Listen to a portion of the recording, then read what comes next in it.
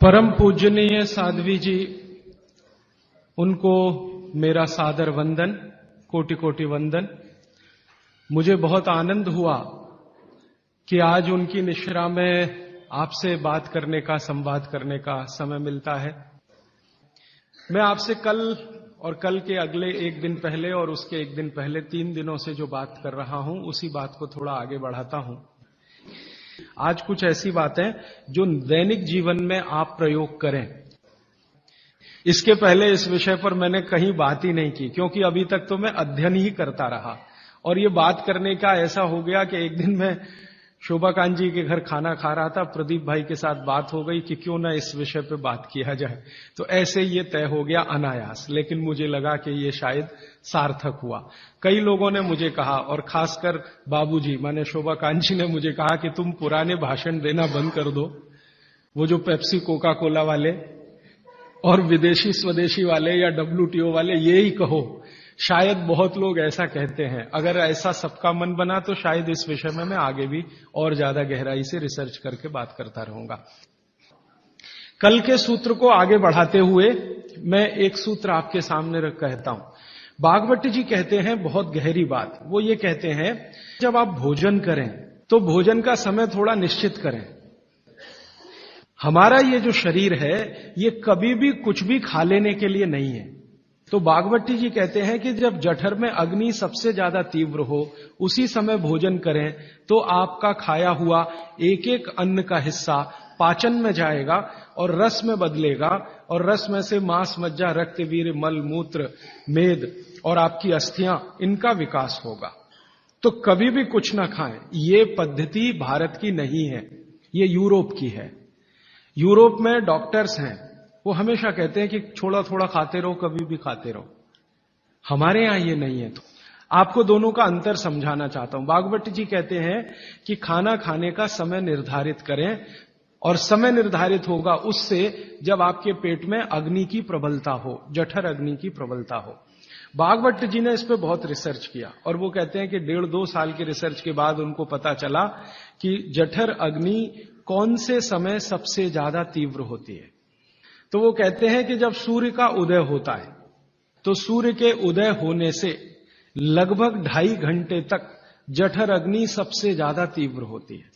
तो भागवत जी कहते हैं कि इस समय सबसे ज्यादा भोजन करें।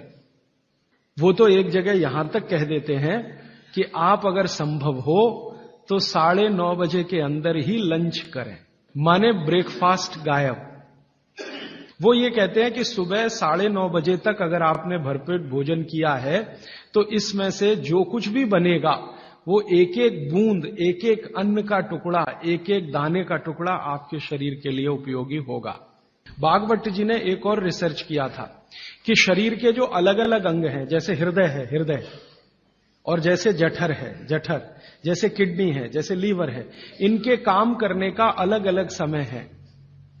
जठर अग्नि के काम करने का सबसे अच्छा समय है 7 से 9:30, सूर्योदय से 2.5 घंटे तक।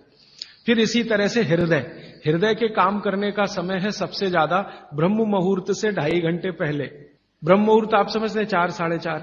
तो 2, 2:15 बजे, 1:30 बजे से लेकर 4 बजे के बीच में हार्ट सबसे ज्यादा सक्रिय होता है, और सबसे ज्यादा हार्ट अटैक उसी समय में आते हैं। किसी भी डॉक्टर से पूछ के देख लीजिए।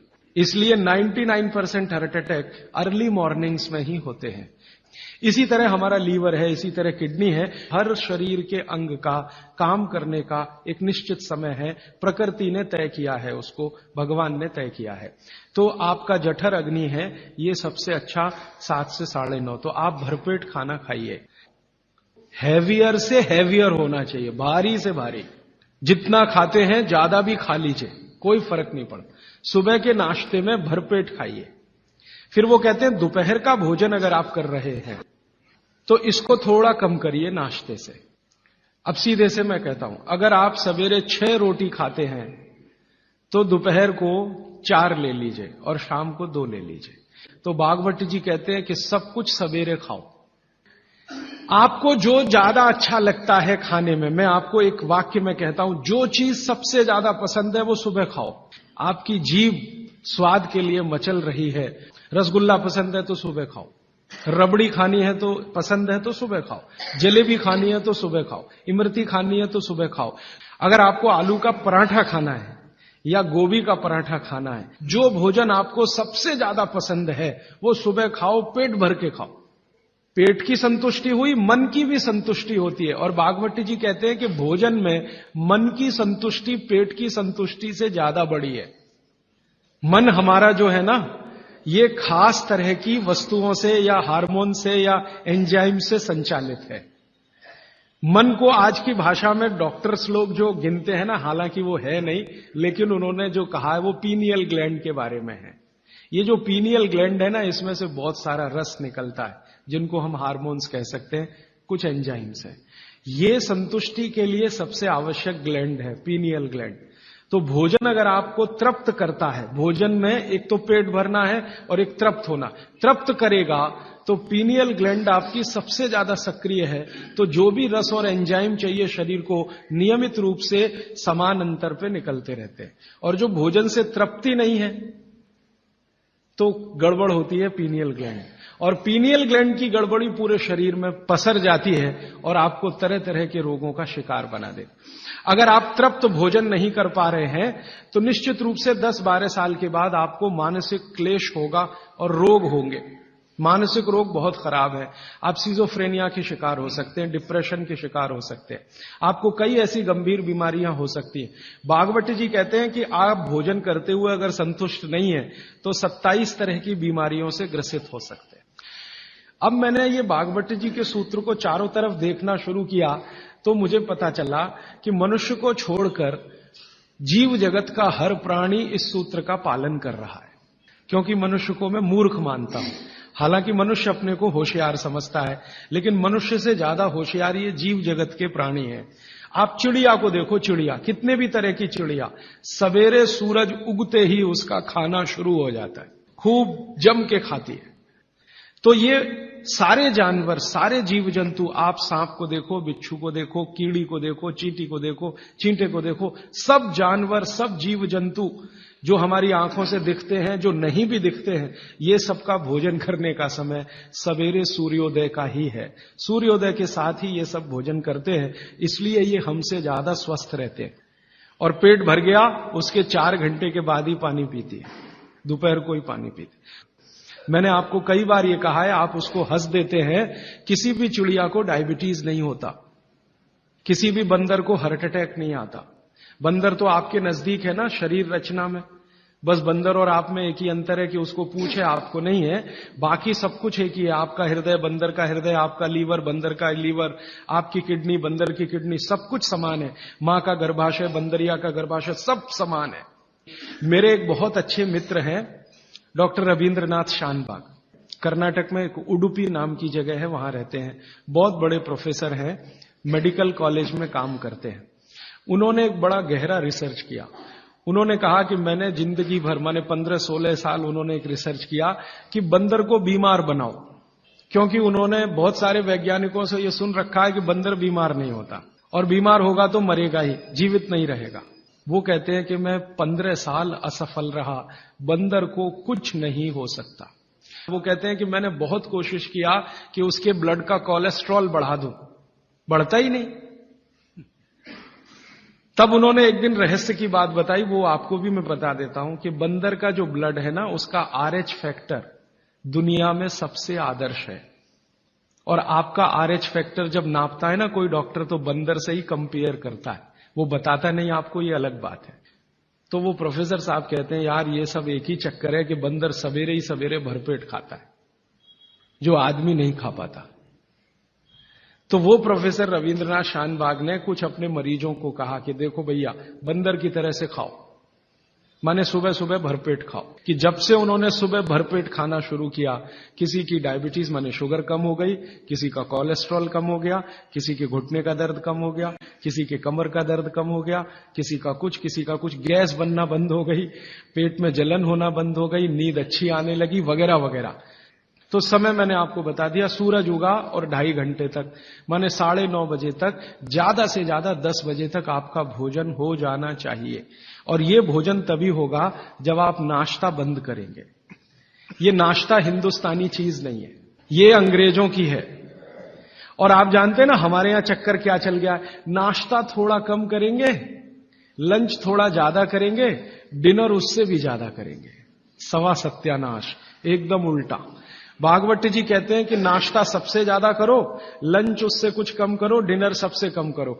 ये अंग्रेज और अमरीकियों के लिए नाश्ता कम है। कारण पता है? वो लोग नाश्ता हल्का ही करें तो उनके लिए अच्छा है। कारण उसका एक ही है कि अंग्रेजों के देश में सूर्य नहीं निकलता। साल में 8-8 महीने तक सूरज के दर्शन नहीं होते। और ये जो जठर अग्नि है ना, ये सूरज के साथ सीधे संबंधित है। जैसे जैसे सूर्य तीव्र होगा, अग्नि तीव्र होगी। जैसे जैसे सूर्य कम होगा, अग्नि भी कम होगी। तो वो नाश्ता हैवी नहीं कर सकते, करेंगे तो उनको तकलीफ हो जाएगी। इसलिए मैंने सबसे पहले दिन जो सूत्र बोला था, अपनी आबो हवा, अपना पर्यावरण, अपना वातावरण, अपनी तासीर, इसको ध्यान में रखकर ही चलें। तो आपके देश की जो आबो हवा और तासीर है वो ये कि हर दिन सूरज निकलता है, सुबह निश्चित रूप से निकलता है, अगले दिन भी निकलेगा, करोड़ों साल से निकल रहा है, अगले करोड़ों साल तक निकलेगा। इसलिए भारत में every morning is good morning. Europe वाले तरसते हैं गुड मॉर्निंग के लिए, अच्छी सुबह होती नहीं वहां। इसलिए हर एक आदमी दूसरे को विश करता है, may I wish you to have a good morning. इसलिए वो गुड मॉर्निंग वाले लोग हैं। तो हम गुड मॉर्निंग में क्यों फंसे हुए हैं? तो गुड मॉर्निंग से निकलिए, नमस्ते में आइए, नमस्कार में आइए, वड़क्कम में आइए। ये गुड मॉर्निंग आपके लिए काम की चीज नहीं है। और ये गुड मॉर्निंग जुड़ी हुई है आपके पेट से, ठीक है? फिर आप इसमें तर्क और कुतर्क मत करिए। जी हमको दुकान जाना है, हमको ऑफिस जाना है, हमको दुनियादारी संभालनी है। किसके लिए? इसी पेट के लिए ना। ये दुनियादारी कर किसके लिए? आप इसी पेट के लिए ना। तो पेट तो दुरुस्त होने के लिए भागवत जी कह रहे हैं कि भाई इसको संभाल लो तो दुनियादारी संभलती है। और ये गया तो दुनियादारी संभाल के करेंगे क्या? मान लीजिए पेट ठीक नहीं है, स्वास्थ्य ठीक नहीं है, आपने 10,000 करोड़ कमा लिया, क्या करेंगे? डॉक्टर को ही देंगे ना। तो डॉक्टर को देने से अच्छा किसी गौशाला वाले को दे दीजिए, पेट दुरुस्त कर लीजिए। तो पेट आपका है तो दुनिया आपकी है। माने आप बाहर निकलें घर के तो छक्कर खाना खा के निकलिए, भोजन करके ही निकलिए। जठर अग्नि सुबह सुबह बहुत तीव्र होगी और शाम को जब सूर्यास्त होने जा रहा है तब भी तीव्र होगी, बहुत तीव्र होगी। तो कहते हैं शाम का खाना सूरज के रहते रहते खा लो। सूरज डूबा तो अग्नि भी डूबी। तो वैसे तो जैन दर्शन में कहा है रात्रि भोजन निषेध है, भागवत जी भी यही कहते हैं, तरीका अलग है बस। आप अहिंसा के लिए कहते हैं, वो स्वास्थ्य के लिए कहते हैं। वो ये कहते हैं शाम का खाना तो सूरज डूबने के बाद दुनिया में कोई नहीं खाता। गाय को खिला के देख लो, भैंस भी नहीं खाती, बकरी भी नहीं खाएगी, बकरा गधे को खिला के देख लो, खाता नहीं। हां बिल्कुल नहीं खाता। आप खाते हैं